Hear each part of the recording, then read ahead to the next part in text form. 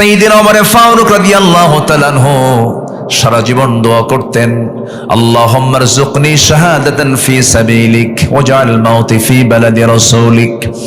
ও আল্লাহ, তোমার কাছে ফরিয়াদ করি তুমি আমাকে মৃত্যুর রাজপথ শহীদে মওত তুমি আল্লাহ আমারে দান করো, এবং তুমি আমাকে অন্য কোন নগরে নয় আমার প্রাণপ্রিয় নবীর নগরে এই মদিনায় আমার মৃত্যুটা দিয়ে দিও। সারা জীবনে এই দোয়া করলেন, কিন্তু শেষ জীবনে তার এই দোয়ার সঙ্গে প্রেক্ষাপট মিলে না, কারণ মদিনায় যুদ্ধ হওয়ার কোনো সম্ভাবনা নাই। চতুর্দিকে বিজয় হয়ে গেছে, চতুর্দিকে ইসলামের ফাতাহ হয়ে গেছে, মক্কা মদিনার সব বিজয় হয়ে গেছে, আশেপাশে আর কোনো যুদ্ধ হবে না, কিন্তু তার দোয়া তো তিনি প্রায় করে যাচ্ছেন। আল্লাহর কি ফয়সালা, আল্লাহ রাব্বুল আলামিন তার দোয়াটা কবুল করলেন।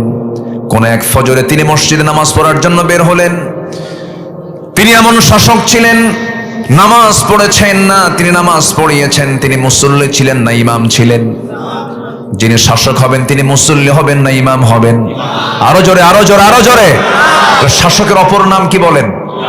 শাসকের অপর নাম কি? ইমাম। আমরা ইমাম হলো শাসক দেখতে চাই, আমরা হাইব্রিড জাতের মোষ আর দেখতে চাই না। দেখেন না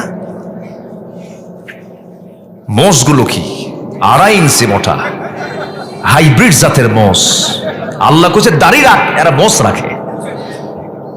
চেহারাগুলোর সাইজ দেখছেন, মোষ মোটার পেট মোটা 10 মাসের মতো, বাস নেতা। মোষ মোটা পেট মোটা নেতা আমরা দেখতে চাই না, ওগুলো বাদ, রিজেক্ট। আর জাতি খাবে না, তরুণ প্রজন্ম আর নেবে না এগুলো, ঠিক কি না? ওমর ফারুক শাসক ছিলেন আবার ইমাম। ঘর থেকে বের হলেন, যেদিন তিনি শাহাদাত বরণ করবেন বের হয়ে গেছেন মসজিদের উদ্দেশ্যে। নামাজ শুরু করেছেন, প্রথম রাকাত নামাজ শেষ হয়ে গেছে। দ্বিতীয় রাকাতে রুকুতে যাওয়ার সঙ্গে সঙ্গে এক জালিম এসে তার পিছন দিক থেকে ডান পাশে এসে বিষ মিশ্রিত বিষাক্ত চাকু তার পেটের মধ্যে ঢুকায় দিল। তিনি তখনও শক্ত ছিলেন, মোকাবেলা করার জন্য দাঁড়ায় গেলেন, পারলেন না। বুঝে ওঠার আগেই চাকু বের করে তার তল পেটের দিকে 2টা স্টেপ আবার মেরে দিয়েছে, ভুঁড়ি বের হয়ে গেছে। ওমর ফারুক রাদিয়াল্লাহু আনহু ওই জায়গায় ধরাশয়ী হয়ে জমিনে পড়ে গেলেন। সেন্স ছিল না, কয়েক ঘন্টা নামাজ শেষ হয় নাই। সেন্স ফিরে আসার সঙ্গে সঙ্গে চোখের সামনে লক্ষ্য করে দেখেন তার কলিজার টুকরা সন্তান আব্দুল্লাহ সামনে ডুকরে ডুকরে কান্দে।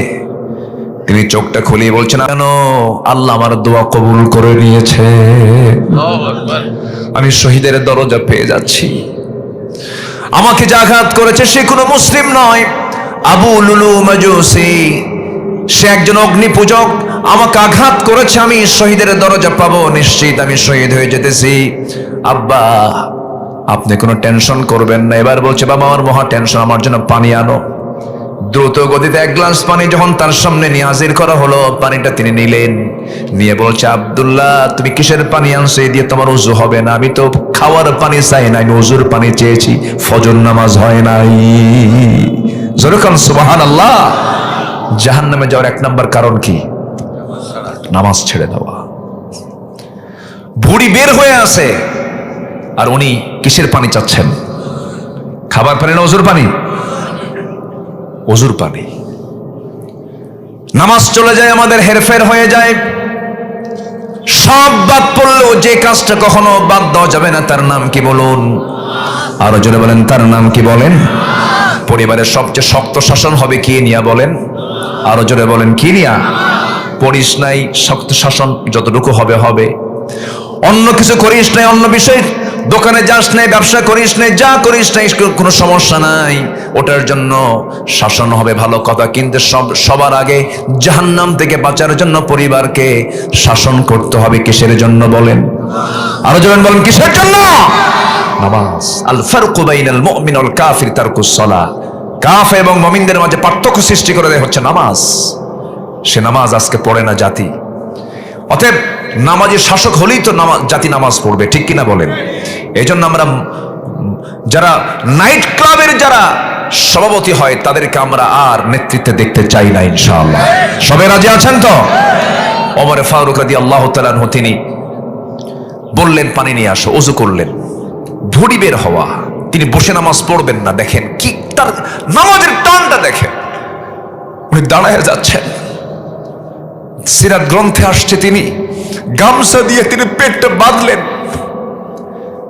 গামছা দিয়ে পেট বাঁধলেন, বেঁধে নামাজ দাঁড়ায় পড়বেন, পারলেন না, রক্ত শূন্যতা, পড়ে গেছেন, মাথা চক্কর মেরে আবার সেন্সলেস হওয়ার মতো অবস্থা। ইশারা করে 2 রাকাত নামাজ তিনি পড়লেন। পড়ার পরে বলছেন, আব্দুল্লাহ কাঁদো কেন, আমাকে হাসি মুখে বিদায় দিয়ে দাও, আব্বা ডাক্তার আনছি। ডাক্তার সামনে বসা হাকিমকে বলছেন, হাকিম কি চিকিৎসা করবা করো। 1 গ্লাস দুধ দেওয়া হলো তার সামনে। 1 গ্লাস দুধ তিনি বিসমিল্লাহ বলে পান করলেন, কিন্তু পান করলে কি হবে, পাকস্থলীতে থাকলো না, স্টমাকে থাকলো না, ভুঁড়িটা ফেটে গেছে, ফুটো হয়ে গেছে, বের হয়ে গেল। সঙ্গে সঙ্গে ডাক্তার চোখের পানি আটকাতে না পেরে বলছেন, আমরা আমাদের আমিরুল মুমিনিনকে হারাতে বসেছি, তিনি আর বাঁচবেন না। ওমরে ফারুক মুস্কি হাসি মেরে বলছে, ডাক্তার তুমি আমাকে বাঁচাবা কেমনে, কারণ নাকের ভিতরে ওমর জান্নাতের ঘ্রাণ পেতেছে। যেরকম সুবহানাল্লাহ। আমি মরে যাব, আমি শহীদ হয়ে যাব, আমি আজকে সফল মনে করছি নিজেকে। আব্দুল্লাহ আমি দুনিয়া থেকে বিদায় নিতেছি, ডাক্তারকে বিদায় দিয়ে দাও। ডাক্তার যখন চলে যাচ্ছিল, তিনি তার পিছন দিকে লক্ষ্য করে দেখেন তার পাজামার কাপড়টা গিরার নিচে। আস্তে করে ডাক দিয়ে বলছে, ডাক্তার এইদিকে আসো, তুমি কই হাদিসটা পড়ো নাই, লা ইয়ানজুরুল্লাহু ইয়াওমাল কিয়ামাহ, ওই বান্দার দিকে আল্লাহ কখনো নজর দিবেন না কিয়ামতের দিন যে বান্দার পাজামার কাপড়টা গিরার নিচে থেকে যায়। চিন্তা করে দেখুন, অন্তিম শয্যায় শায়িত ওমর, তিনি দাওয়াতি কাজ থেকে চুল পরিমাণ নড়েন নাই মৃত্যুর পূর্ব সময় পর্যন্ত। এটার নাম হলো জিকির। এটার নাম কি? জিকির। ওমর ফারুক রাদিয়াল্লাহু তাআলা আনহু এরপরে বলছেন, আব্দুল্লাহ আমার মনে হয় যে কোনো মুহূর্তে আমার ইন্তেকাল হয়ে যাবে, সাকরাতুল মউতের সমস্ত লক্ষণ আমার মধ্যে চলে আসছে, আমি মারা যাচ্ছি। এই জন্য আমি তোমাকে একটা কথা বলতে চাচ্ছি, আমার চরম একটা আকাঙ্ক্ষা, আমার নবীর সঙ্গে যেন আমি ঘুমাতে পারি। কিন্তু নবী যে জায়গায় ঘুমিয়েছেন, সেই নবীর পাশে আমার বন্ধু আবু বকর শুয়ে আছি, কিন্তু জায়গা যেহেতু আমার নয়, আমার যেহেতু জায়গা না, আমি কেমন করে নবীর পাশে ঘুমাবো? জায়গাওয়ালার কাছে একটু যাও, আম্মা জান আয়েশা সিদ্দিকার কাছে গিয়ে আমার সালাম জানায় বল, আমার বড় শখ, আমি নবীর পাশে ঘুমাতে চাই। এই প্রস্তাবনা নিয়ে যখন চলে গেছেন, আম্মা জান আয়েশার কানে যখন চলে গেছে, রক্তাক্ত ওমরের প্রস্তাবনা শুনে আম্মা জান আয়েশা সিদ্দিকা বলছে, নাহারে, এত বড় জগৎধন্য একজন খলিফাতুল মুসলিমিনের প্রস্তাবকে আমি কেমন করে প্রত্যাখ্যান করি? আমি আমার নিজের কবরের জায়গাটা আমি ওমরে ফারুকরে দান করে দিলাম। যেরকম সুবহানাল্লাহ। আমার বন্ধুগণ, এই জন্য জীবনের শেষ নিঃশ্বাস পর্যন্ত যে নিঃশ্বাস আল্লাহ পাক আমাকে চালায় নেন, আমার বডি যিনি আল্লাহ পাক আমাকে দেখেন, আমার বডি চালান, আমার চোখ চালান, আমার কান চালান। চোখ চালান কে? আজ তো চোখ চালান কে? চোখের মধ্যে পানি আছে না নাই? এই পানি দেন কে? এই পানি লবণ না মিঠা? বলেন বলেন বলেন। লবণ করে দিয়েছেন কে? লবণ হওয়ার জন্য পেছনে মেশিন আছে না নাই? আবার কানের মধ্যে ময়লা আছে না নাই? এই ময়লা দিয়েছেন কে? ময়লাটা হলো তিক্ত, তিতা। তাহলে কানের ময়লা তিক্ত, চোখের পানি হলো লবণ। এরপরে জিহ্বাটা আল্লাহ রাব্বুল আলামিন রেখেছেন জোয়ারে। কিসে রেখেছেন বলেন তো? জোয়ারে রেখে দিয়েছেন।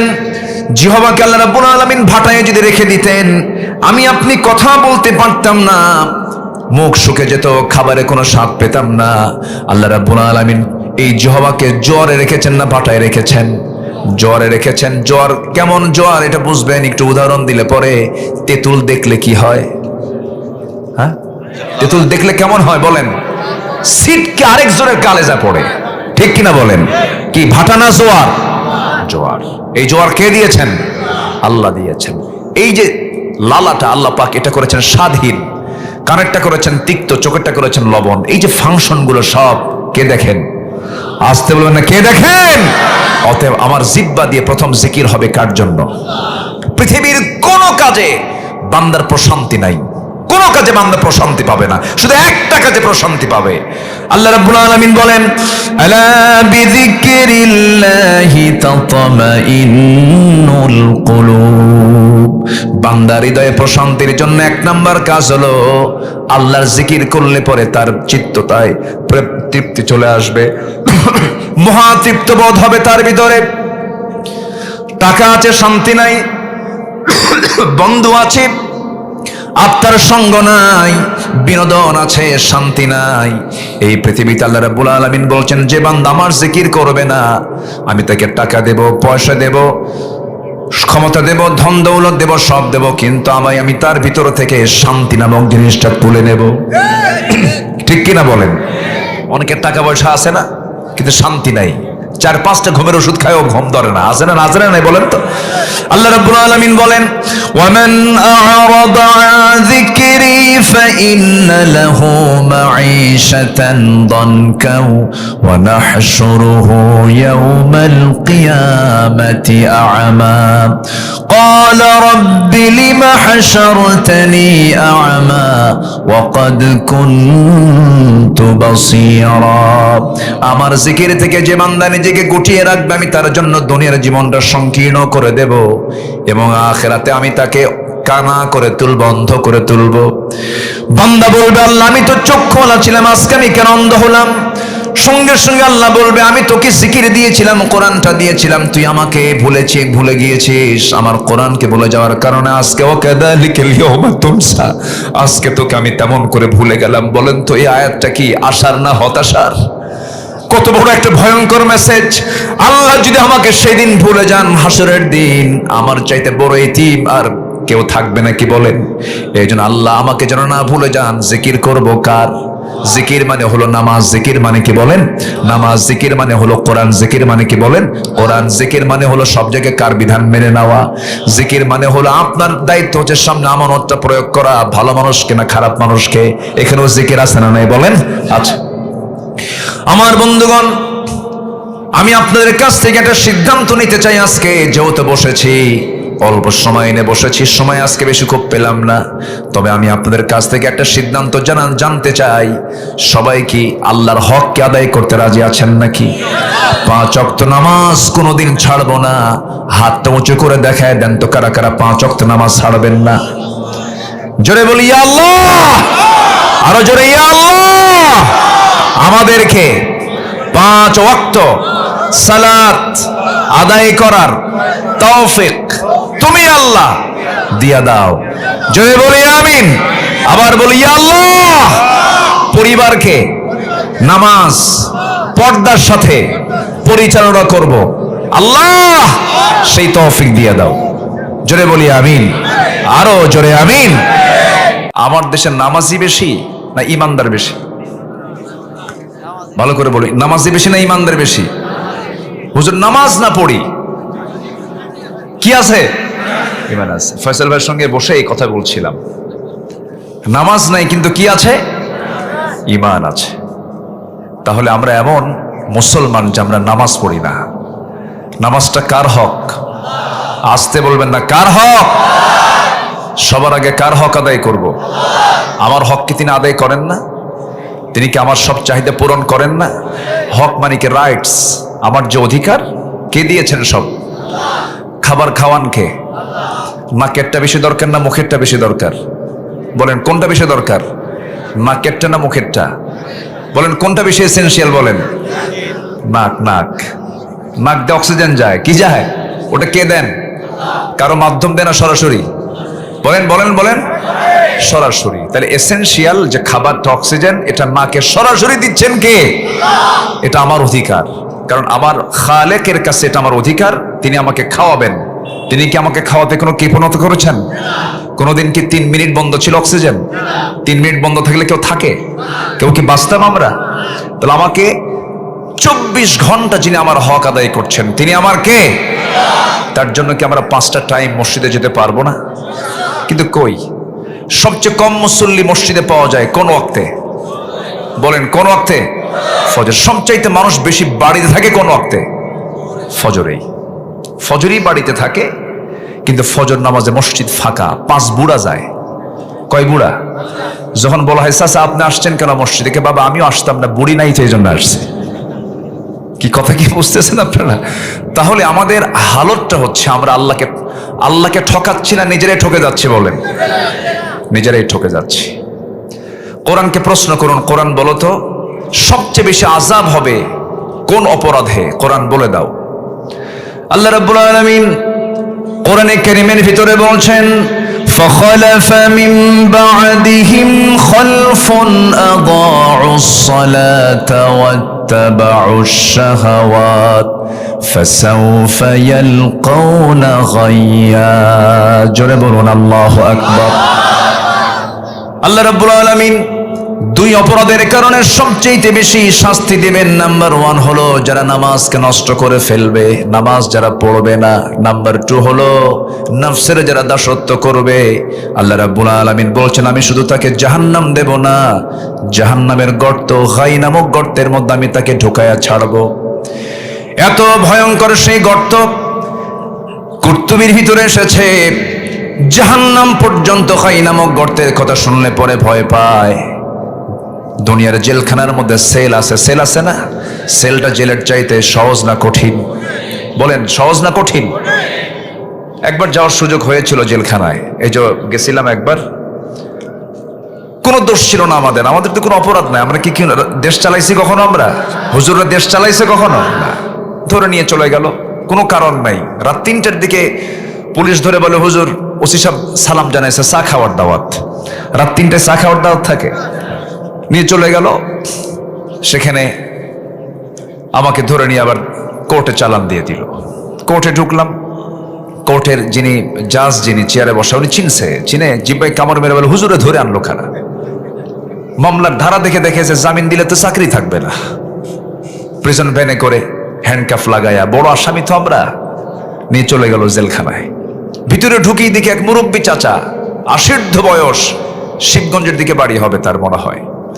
তো উনি আমাকে দেখেই লম্বা একখান সালাম দিয়ে বলে, হুজুর আপনি জেলখানায় ঢুকলেন, খুব খুশি হলাম। তো বললাম, জেলখানায় ঢুকলে কেউ খুশি হয় চাচা? কে বাবাজি, বহুদিন আপনার মাহফিল শুনেছি, বহুবার গেছে আপনার ওয়াজে, এত চেষ্টা করছে একটাবার মুসাফা করব, পারি নাই, আল্লাহ জুটাই দিছে, দোয়া করে জেলখানায় থাকেন আপনি। তো বললাম, চাচা তো মোটামুটি হাসি খুশি। বললাম, চাচা আপনি কেন জেলখানায়? তো বলছে, বাবাজি বোমা হামলা, মানে ওনার নামে দিছে বোমার মামলা। তাহলে 80 বয়স লোকের যদি নামে বোমার মামলা দিয়ে দেয়, তাহলে বলুন তো ওনার হাতে যদি বোমা তুলে দেওয়া হয়, জায়গায় পড়বে না মাথায় পড়বে? এই 16 বছর এরা এগুলোই করেছিল। ফেরাউন বেঁচে ছিল 1600 বছর, এরা ছিল 16 বছর। সংখ্যার যে মিল হলো কেমনে বুঝলাম না। চরিত্র মিল আছে না নাই? জুলুম করেছে, মামু বাড়ি দিল্লি গিয়ে বসে আছে। যারা জুলুম করবেন তারাও ওই দিকে যাবেন। অতএব যারা জুলুম করবেন আমরা তাদেরকে দেখতে চাই, ঠিক কিনা? অনেক জুলুম, জি ইনশাআল্লাহ। ওনার, আমার তো মাহফিল এখানে, ওনার মাহফিল আরো 8টা আছে, বহু দৌড়াতে হচ্ছে। তো উনি যান, উনি চলে যাচ্ছেন। আপনারা যাবেন নাকি? আপনারা আছেন তো ইনশাআল্লাহ? আপনি আছেন তো? আচ্ছা বসেন। সারা রাত আছেন আপনারা? আমি তো রাতের না আজকে, আমি আলেমের দিন, আলেমের রাত না তো আজকে, আমি আজকে দিনে আছি। জি জোরে বলি ইনশাআল্লাহ। আমার দিকে তাকান। তাহলে জাহান্নামে যাওয়ার সবচেয়ে বড় 2টা কারণ, নামাজ না ছাড়া, নামাজ না পড়া, আরেকটা কি? নফসের দাসত্ব করা। আমরা কি এই 2টা কাজ ছেড়ে দেব ইনশাআল্লাহ? সবাইকে ছাড়তে রাজি আছি? সবাই বসেন, কেউ নড়বেন না। মাহফিলের সৌন্দর্য রক্ষার দায়িত্ব একার না সবার? আসতে বলবেন না, একার না সবার? সবার। 2টো পয়েন্ট আমি বের করেছি আজকে। নামাজ না ছেড়ে দেওয়া, অর্থাৎ নামাজ ছাড়লে বিপদ, আর নফসের দাসত্ব করা, নফসের দাসত্ব না করলে ভালো, আর দাসত্ব করলে সব শেষ। চেয়ারে বসে আছে একজন, একটা চেয়ার ক্ষমতার চেয়ার। এই চেয়ারে একটা চোর বসবে অথবা আল্লাহওয়ালা বসবে। আপনার সামনে 2টা মানুষ দাঁড়ায় আছে, একটা চোর, একটা আল্লাহওয়ালা, একটা নামাজি, একটা বেনামাজি। একটা আল্লাহর দল করে আর একটা দুনিয়ার দল করে। 2 ধরনের মানুষ আপনার সামনে দাঁড়ানো আছে। আপনার দায়িত্ব এই চেয়ারে বসায় দেওয়া চোরকে না আল্লাহওয়ালাকে? আল্লাহর দলের মানুষ না দুনিয়ার দলের মানুষকে? আপনার দায়িত্ব হচ্ছে এমন ব্যক্তিকে চেয়ারে বসায় দেওয়া। যদি না আপনি বসায় দেন, চোরকে বসান, চোর চুরি করে যা কামাই করবে, গুনাহ কামাই করবে, সব একটা অংশ আপনার আমলনামায় চলে যাবে। আমার কথা কি ক্লিয়ার? আমার কথা কি বুঝতেছেন? শোনেন, সারা রাত ধরে তাহাজ্জুদ পড়ে চোখের পানি ফেলে ফেলে কাঁদলেন, কিন্তু আপনার আমানতদারিতে আপনার খেয়ানত করলেন, আপনি চোরের পক্ষে কথা বললেন, ডাকাতের পক্ষে কথা বললেন, খুনের পক্ষে কথা বললেন, জিনার পক্ষে কথা বললেন, ওই তাহাজ্জুদের কোনো দাম আল্লাহর আদালতে নাই। এজন্য আমাদের আমানত ঠিক রাখার দরকার আছে না নাই? এখন কোরআনকে বলুন, কোরআন বলো তো ইমানদার কারা, মুমিন কারা? মুমিনের পরিচয়টা কি তুমি বলো?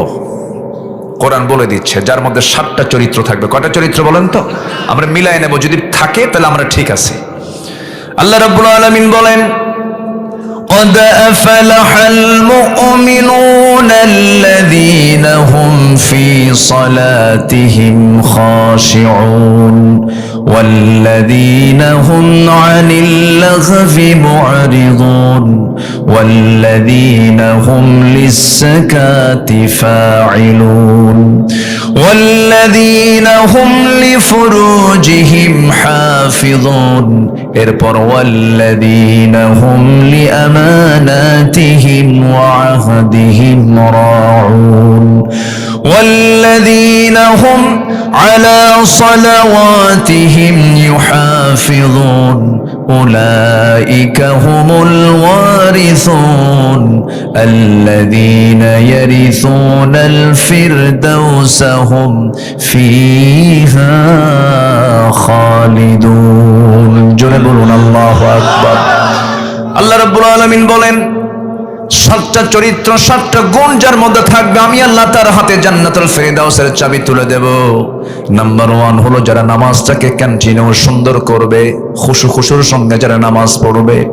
নাম্বার 2 হলো জবান যারা ঠিক রাখবে, আজে বাজে বেহুদা কথা যারা বলবে না, গুনে গুনে কথা বলবে। সারাদিন কয়টা কথা বলেছি? কথা না থাকলে চুপ থাকাও ইবাদত। সুবহানাল্লাহ বলেন। কথা বলবো অগণন না গুনে গুনে? বলেন বলেন বলেন। গুনে গুনে ইমানদার কথা বলবে। অগণন কথা বলার দায়িত্ব ইমানদারের নয়, কথা হবে কম। আল্লাহ পাক বলছেন, লিমা তাকুলুনা মা লা তাফআলুন, যা করো না তা বলো কেন? আমার বন্ধুগণ, জিহ্বার বিশ্রাম যার বেশি, ইমানের মজবুতি তার বেশি। জিহ্বার বিশ্রাম যার কম, যে ঘন ঘন কথা বলবে তার মধ্যে গীবত আসবে, মিথ্যা আসবে, ছলচাতুরি আসবে, চাপাবাজি আসবে, অনেক তেল মারা কথা বের হবে। কিন্তু কথা যার সবচেয়ে কম হবে, সেই বান্দা জান্নাতে যাওয়ার জন্য উপযুক্ত। যেরকম সুবহানাল্লাহ। নাম্বার 3 হলো যাকাত যারা ঠিক মতো আদায় করবে। নাম্বার 4 হলো যারা লজ্জাস্থানের যারা হেফাজত করবে। অর্থাৎ লজ্জাস্থান তো আছে, আরো গুনাহ আছে। লজ্জাস্থানে তো আগে গুনাহ হয় না, আগে চোখ দিয়ে গুনাহ হয়। চোখের জেনা আছে না নাই? অনলাইনের দুনিয়ায় বোরকা পরা যেমন ফরজ, বোরকা পরা যেমন আপনার জন্য জরুরি আমার মায়েরা, তেমনি পুরুষদের জন্য বোরকা ছাড়া আরো পর্দার হুকুম আছে না নাই? বলেন। মেয়েরা বোরকা পরে, মেয়ে ছেলেরা কি করবে? কি বলেন? ছেলেরা কি পড়বে? বলেন বলেন বলেন বলেন বলেন। মেয়েরা বোরকা পড়বে কেন? আল্লাহ পাক তাদের সতরটা দিয়েছেন গোটা বডি জুড়ে। আসলে কি পোশাকে পর্দা না চোখে পর্দা? বলেন বলেন বলেন। অনলাইনের দুনিয়ায় একটা মেয়ে বোরকা পড়ে আছে, বোরকা পড়ে, কিন্তু সারাদিন ধরে মোবাইলে পরপুরুষকে দেখে। তাহলে ওর বোরকা পরে কোনো লাভ আছে বলেন তো? বোরকা ছাড়া বাইরে বেরে হয় না, কিন্তু সারাদিন মোবাইলে টিপে পরপুরুষকে দেখতেছে, নাচ দেখতেছে। জানো আজকে কলকাতার না অমুক অনুষ্ঠানটা আছে, এগুলো সব মুখস্থ, কিন্তু ওইদিকে উনি তাহাজ্জুদ পড়ে। আছে না নাই? তাহলে যে চোখ পরপুরুষকে দেখবে, যে চোখ তার পরনারীকে দেখবে, সে কি ইমানদার না জেনাকার? আজ থেকে ইমানদার না জেনাকার? আমি হলফ করে বলতে পারি, যিনি অ্যান্ড্রয়েড স্মার্টফোন যিনি ব্যবহার করেন, তাকে যথেষ্ট যত্নশীল হতে হবে। আজকের এই প্রযুক্তির দুনিয়ায় সবচাইতে বেশি গুনাহ হচ্ছে যেটা মাধ্যম, সেটা হলো স্মার্টফোন। আমি যুবক, এখানে মাহফিলে যুবকরা বেশি। তো জানো, তোমার তারুণ্য, তোমার উজ্জীবিত শক্তি, এই তরুণ প্রজন্মের সাহসিকতায় যে বিপ্লব আল্লাহ পাক দিয়েছেন, যে বিজয় দিয়েছেন, এই বিজয় অবশ্যই টিকে থাকবে যখন তোমার মধ্যে চারিত্রিক সৌন্দর্য রক্ষা পাবে। ঠিক কিনা? তোমার চারিত্রিক সৌন্দর্য যদি নষ্ট হয়, আবু সাইদ মুগ্ধদের রক্তের সঙ্গে বেঈমানি হয়ে যাবে। আবু সাইদ মুগ্ধরা জীবন দিয়েছে, তাদের রক্তের এই বদলা আমরা দেখতে চাই আগামীর সরকারে, আগামীর নেতৃত্বে। আমরা সৎ, যোগ্য এবং সাহসী একজন শাসক আমরা দেখতে চাই। কোন সব সরকার দেখে শেষ করেছি, আগামীর সরকার আমরা দেখতে চাই নামাজের সরকার। রাজি আছেন কারা কারা? হাত উঁচু করে দেখেন মুসলমান।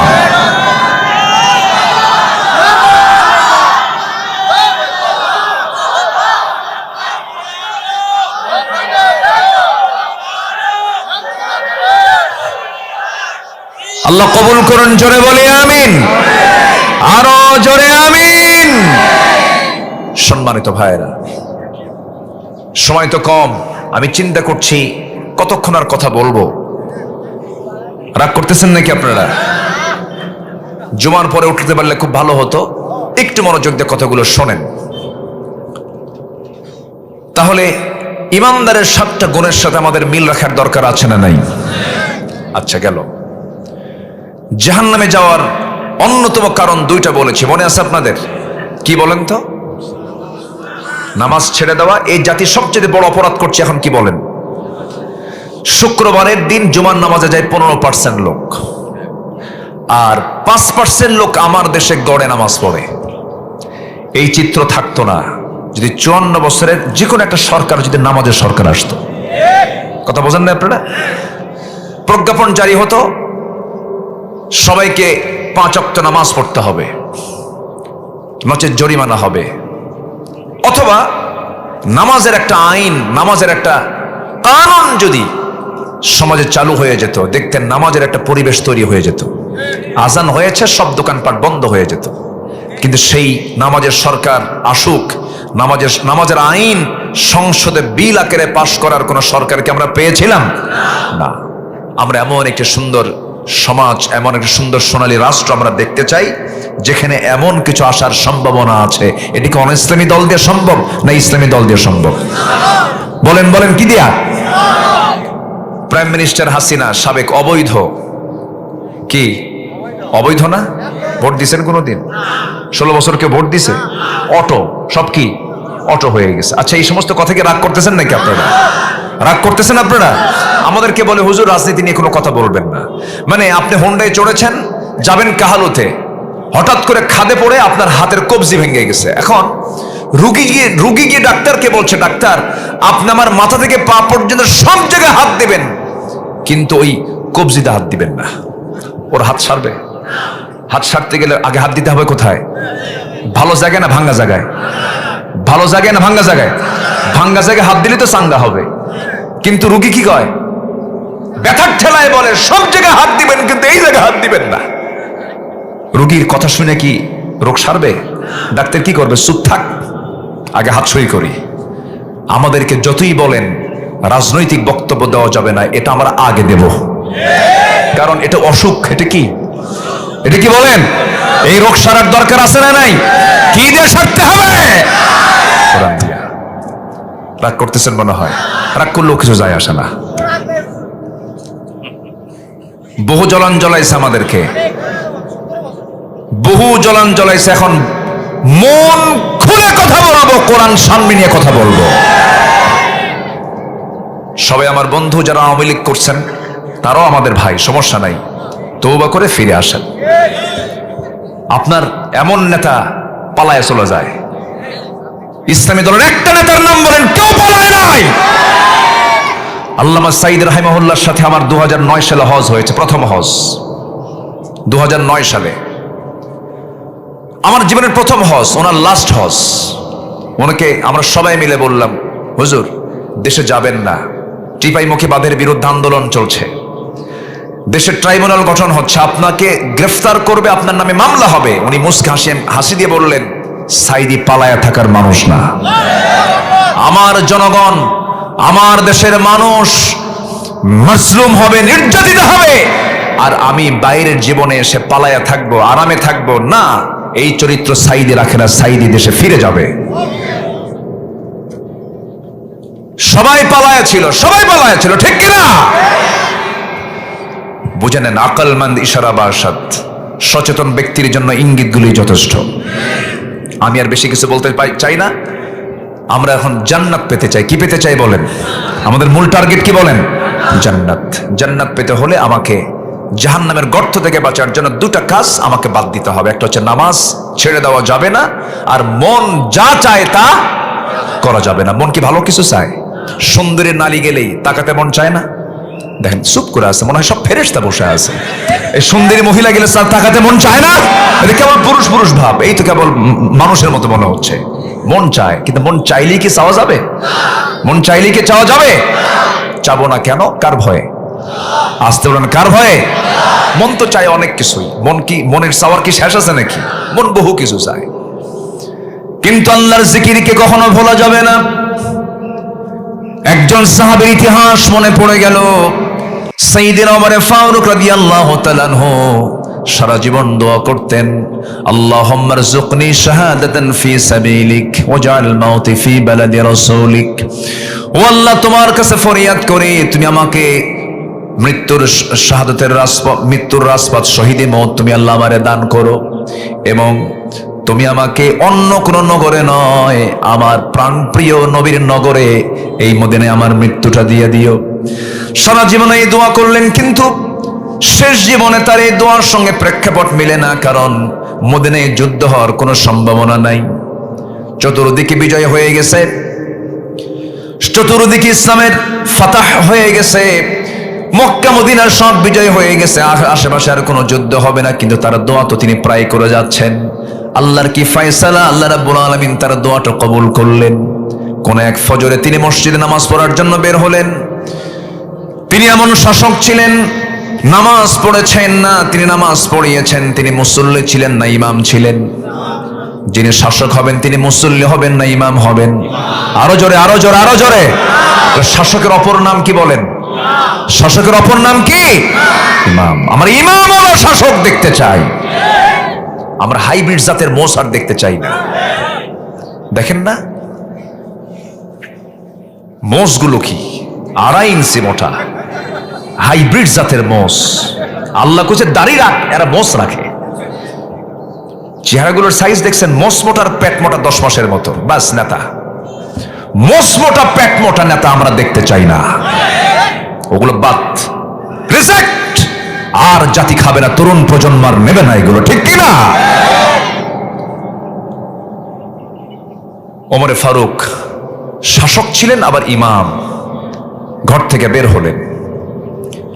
যেদিন তিনি শাহাদাত বরণ করবেন, বের হয়ে গেছেন মসজিদের উদ্দেশ্যে, নামাজ শুরু করেছেন। প্রথম রাকাত নামাজ শেষ হয়ে গেছে, দ্বিতীয় রাকাতে রুকুতে যাওয়ার সঙ্গে সঙ্গে এক জালিম এসে তার পিছন দিক থেকে ডান পাশে এসে বিষ মিশ্রিত বিষাক্ত চাকু তার পেটের মধ্যে ঢুকায় দিল। তিনি তখনও শক্ত ছিলেন, মোকাবেলা করার জন্য দাঁড়ায় গেলেন, পারলেন না। বুঝে ওঠার আগেই চাকু বের করে তার তল পেটের দিকে 2টা স্টেপ আবার মেরে দিয়েছে, ভুঁড়ি বের হয়ে গেছে। ওমর ফারুক রাদিয়াল্লাহু আনহু ওই জায়গায় ধরাশয়ী হয়ে জমিনে পড়ে গেলেন। সেন্স ছিল না কয়েক ঘন্টা, নামাজ শেষ হয় নাই। সেন্স ফিরে আসার সঙ্গে সঙ্গে চোখের সামনে লক্ষ্য করে দেখেন তার কলিজার টুকরা সন্তান আব্দুল্লাহ সামনে ডুকরে ডুকরে কান্দে। তিনি চোখটা খুলিয়ে বলছেন, কেন? আল্লাহ আমার দোয়া কবুল করে নিয়েছে, আমি শহীদের দরজা পেয়ে যাচ্ছি। আমাকে যে আঘাত করেছে সে কোনো মুসলিম নয়, আবু লুলু মাজুসি, সে একজন অগ্নি পূজক। আমাকে আঘাত করেছে, আমি শহীদের দরজা পাবো, নিশ্চিত আমি শহীদ হয়ে যেতেছি। আব্বা আপনি কোনো টেনশন করবেন না। এবার বলছে, বাবা আমার মহা টেনশন, আমার জন্য পানি আনো। দ্রুত গতিতে 1 গ্লাস পানি যখন তার সামনে নিয়ে হাজির করা হলো, পানিটা তিনি নিলেন, নিয়ে বলছে, আব্দুল্লাহ তুমি কিসের পানি আনছো? এ দিয়ে তোমার ওযু হবে না। আমি তো খাওয়ার পানি চাই না, আমি ওযুর পানি চেয়েছি, ফজর নামাজ হয় নাই। যেরকম সুবহানাল্লাহ। জাহান্নামে যাওয়ার 1 নম্বর কারণ কি? নামাজ ছেড়ে দেওয়া। ভুঁড়ি বের হয়ে আছে, আর উনি কিসের পানি চাচ্ছেন? খাবার পানি না ওযুর পানি? ওযুর পানি। নামাজ চলে যায়, আমাদের হেরফের হয়ে যায়। সব বাদ পড়লেও যে কাজটা কখনো বাদ দেওয়া যাবে না তার নাম কি বলুন? আরো জোরে বলেন তার নাম কি বলেন? পরিবারের সবচেয়ে শক্ত শাসন হবে কি নিয়া বলেন? আরো জোরে বলেন কি নিয়া? পড়িস নাই, শক্ত শাসন যতটুকু হবে হবে। অন্য কিছু করিস নাই, অন্য বিষয় দোকানে যাস নাই, ব্যবসা করিস নাই, যা করিস নাই কোনো সমস্যা নাই, ওটার জন্য শাসন হবে ভালো কথা। কিন্তু সবার আগে জাহান্নাম থেকে বাঁচার জন্য পরিবারকে শাসন করতে হবে। কিসের জন্য বলেন? আরো জোরে বলেন কিসের জন্য? নামাজ। আল ফারকু বাইনাল মুমিন ওয়াল কাফির তারকুস সালাহ। কাফের এবং মুমিনদের মাঝে পার্থক্য সৃষ্টি করে দেয় হচ্ছে নামাজ। সে নামাজ আজকে পড়ে না জাতি। অতএব নামাজের শাসক হলেই তো জাতি নামাজ পড়বে, ঠিক কিনা বলেন?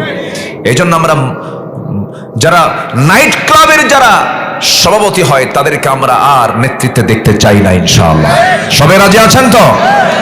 ওমর ফারুক রাদিয়াল্লাহু তাআলা আনহু তিনি বললেন পানি নিয়ে আসো, ওযু করলেন, ধুড়ি বের হওয়া, তিনি বসে নামাজ পড়বেন না। দেখেন কি তার নামাজের টানটা দেখেন, উনি দাঁড়ায় যাচ্ছেন।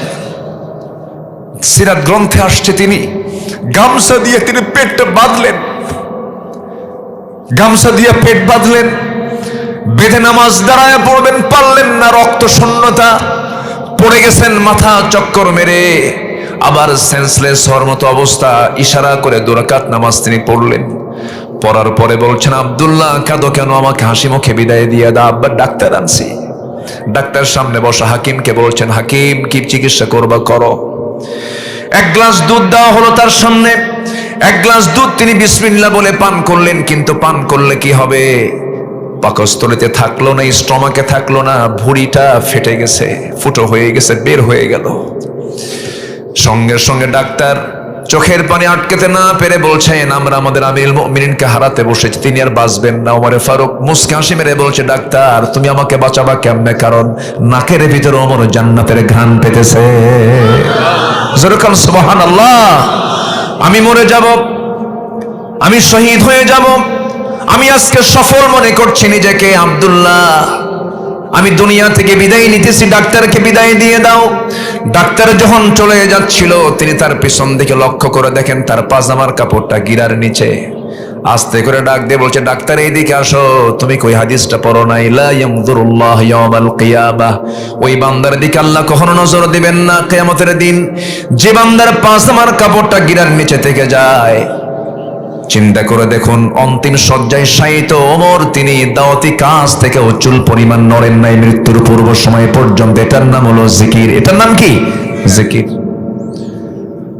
ওমর ফারুক রাদিয়াল্লাহু তাআলা আনহু এরপরে বলছেন, আব্দুল্লাহ আমার মনে হয় যে কোনো মুহূর্তে আমার ইন্তেকাল হয়ে যাবে, সাকরাতুল মউতের সমস্ত লক্ষণ আমার মধ্যে চলে আসছে, আমি মারা যাচ্ছি। এই জন্য আমি তোমাকে একটা কথা বলতে চাচ্ছি, আমার চরম একটা আকাঙ্ক্ষা, আমার নবীর সঙ্গে যেন আমি ঘুমাতে পারি। কিন্তু নবী যে জায়গায় ঘুমিয়েছেন সেই নবীর পাশে আমার বন্ধু আবু বকর শুয়ে আছি, কিন্তু জায়গা যেহেতু আমার নয়, আমার যেহেতু জায়গা না, আমি কেমন করে নবীর পাশে ঘুমাবো? জায়গাওয়ালার কাছে একটু যাও, আম্মা জান আয়েশা সিদ্দিকার কাছে গিয়ে আমার সালাম জানায় বল, আমার বড় শখ, আমি নবীর পাশে ঘুমাতে চাই। এই প্রস্তাবনা নিয়ে যখন চলে গেছেন, আম্মা জান আয়েশার কানে যখন চলে গেছে, রক্তাক্ত ওমরের প্রস্তাবনা শুনে আম্মা জান আয়েশা সিদ্দিকা বলছেন, আহারে এত বড় জগৎধন্য একজন খলিফাতুল মুসলিমিনের প্রস্তাবকে আমি কেমন করে প্রত্যাখ্যান করি? আমি আমার নিজের কবরের জায়গাটা আমি ওমরে ফারুকরে দান করে দিলাম। যেরকম সুবহানাল্লাহ। আমার বন্ধুগণ, এই জন্য জীবনের শেষ নিঃশ্বাস পর্যন্ত যে নিঃশ্বাস আল্লাহ পাক আমাকে চালায় নেন, আমার বডি যিনি আল্লাহ পাক আমাকে দেখেন, আমার বডি চালান, আমার চোখ চালান, আমার কান চালান। চোখ চালান কে? আজ তো চোখ চালান কে? চোখের মধ্যে পানি আছে না নাই? এই পানি দেন কে? এই পানি লবণ না মিঠা? বলেন বলেন বলেন। লবণ করে দিয়েছেন কে? আবার লবণ হওয়ার জন্য পেছনে মেশিন আছে না নাই? আবার কানের মধ্যে ময়লা আছে না নাই? এই ময়লা দিয়েছেন কে? ময়লাটা হলো তিক্ত, তিতা। তাহলে কানের ময়লা তিক্ত, চোখের পানি হলো লবণ। এরপরে জিহ্বাটা আল্লাহ রাব্বুল আলামিন রেখেছেন জোয়ারে। কিসে রেখেছেন বলেন তো? জোয়ারে রেখে দিয়েছেন।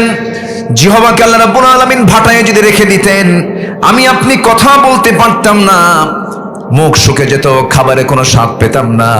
আল্লাহ রাব্বুল আলামিন এই জিহ্বাকে জোয়ারে রেখেছেন না পাটায় রেখেছেন? জোয়ারে রেখেছেন। জোয়ার কেমন জোয়ার এটা বুঝবেন, একটু উদাহরণ দিলে পরে। তেঁতুল দেখলে কি হয়? হ্যাঁ, তেঁতুল দেখলে কেমন হয় বলেন? সিটকে আরেকজনের কালেজা পড়ে, ঠিক কিনা বলেন? কি ভাটা না জোয়ার? জোয়ার। এই জোয়ার কে দিয়েছেন? আল্লাহ দিয়েছেন। এই যে লালাটা আল্লাহ পাক এটা করেছেন স্বাদহীন, কানেরটা করেছেন তিক্ত, চোখেরটা করেছেন লবণ। এই যে ফাংশন গুলো সব কে দেখেন? আসতে বলবেন না, কে দেখেন? অতএব আমার জিহ্বা দিয়ে প্রথম জিকির হবে কার জন্য? পৃথিবীর কোন কাজে বান্দার প্রশান্তি নাই, কোন কাজে বান্দা প্রশান্তি পাবে না, শুধু একটা কাজে প্রশান্তি পাবে। আল্লাহ রাব্বুল আলামিন বলেন, আলা বিযিকরিল্লাহি তাতমাইন্নুল কুলুব। বান্দার হৃদয়ে প্রশান্তির জন্য এক নাম্বার কাজ হলো আল্লাহর জিকির করলে পরে তার চিত্ততায় তৃপ্তি চলে আসবে, মহা তৃপ্ত বোধ হবে তার ভিতরে। টাকা আছে শান্তি নাই, বন্ধু আছে আত্মার সঙ্গ নাই, বিনোদন আছে শান্তি নাই। এই পৃথিবীতে আল্লাহ রাব্বুল আলামিন বলছেন, যে বান্দা আমার জিকির করবে না, আমি তাকে টাকা দেব, পয়সা দেব, ক্ষমতা দেব, ধন দৌলত দেব, সব দেব, কিন্তু আমি তার ভিতর থেকে শান্তি নামক জিনিসটা তুলে নেব। ঠিক কিনা বলেন? অনেকের টাকা পয়সা আছে না, কিন্তু শান্তি নাই। 4-5টা ঘুমের ওষুধ খায়ও ঘুম ধরে না। আছে না? আছে না? নাই বলেন তো। আল্লাহ রাব্বুল আলামিন বলেন, ওয়ামান আ'রাদা আন যিকরি ফাইন্না লাহু মাঈশাতান দানকা ওয়া নাহশুরুহু ইয়াওমাল কিয়ামাতি আ'মা ক্বালা রাব্বি লিমা হাশারতানি আ'মা ওয়া ক্বাদ কুনতু বাসীরা। আমার জিকির থেকে যে বান্দা নিজেকে গুটিয়ে রাখবে, আমি তার জন্য দুনিয়ার জীবনটা সংকীর্ণ করে দেব এবং আখিরাতে আমি তাকে কানা করে তুলব, অন্ধ করে তুলব। বান্দা বলবে, আল্লাহ আমি তো চক্ষুওয়ালা ছিলাম, আজকে আমি কেন অন্ধ হলাম? সঙ্গে সঙ্গে আল্লাহ বলবে, আমি তোকে জিকির দিয়েছিলাম, কোরআনটা দিয়েছিলাম, তুই আমাকে ভুলে গিয়েছিস। আমার কোরআনকে ভুলে যাওয়ার কারণে আজকে ওয়াকাযালিকাল ইয়াওমা তুনসা, আজকে তোকে আমি তেমন করে ভুলে গেলাম। বলেন তো এই আয়াতটা কি আশার না হতাশার? কত বড় একটা ভয়ঙ্কর মেসেজ। আল্লাহ যদি আমাকে সেদিন ভুলে যান, হাসরের দিন আমার চাইতে বড় ইতিম আর কেউ থাকবে না, কি বলেন? এই জন্য আল্লাহ আমাকে যেন না ভুলে যান। জিকির করব কার? জিকির মানে হলো নামাজ। জিকির মানে কি বলেন? নামাজ। জিকির মানে হলো কোরআন। জিকির মানে কি বলেন? কোরআন। জিকির মানে হলো সব জায়গায় কার বিধান মেনে নেওয়া। জিকির মানে হলো আপনার দায়িত্ব হচ্ছে সামনে আমানতটা প্রয়োগ করা, ভালো মানুষকে না খারাপ মানুষকে। এখানেও জিকির আছে না নাই বলেন? আচ্ছা আমার বন্ধুগণ, আমি আপনাদের কাছ থেকে একটা সিদ্ধান্ত নিতে চাই আজকে। যেহেতু বসেছি, অল্প সময় নিয়ে বসেছি, সময় আজকে বেশি খুব পেলাম না, তবে আমি আপনাদের কাছ থেকে একটা সিদ্ধান্ত জানতে চাই। সবাই কি আল্লাহর হককে আদায় করতে রাজি আছেন নাকি? 5 ওয়াক্ত নামাজ কোনোদিন ছাড়বো না। হাতটা উঁচু করে দেখায় দেন তো কারা কারা 5 ওয়াক্ত নামাজ ছাড়বেন না? জোরে বলি ইয়া আল্লাহ, আরো জোরে ইয়া আল্লাহ। আমাদেরকে 5 ওয়াক্ত সালাত আদায় করার তৌফিক তুমি আল্লাহ দিয়া দাও। জোরে বলি আমিন। আবার বলি ইয়া আল্লাহ। পরিবারকে নামাজ পর্দার সাথে পরিচালনা করব, আল্লাহ সেই তৌফিক দিয়া দাও। জোরে বলি আমিন, আরো জোরে আমিন।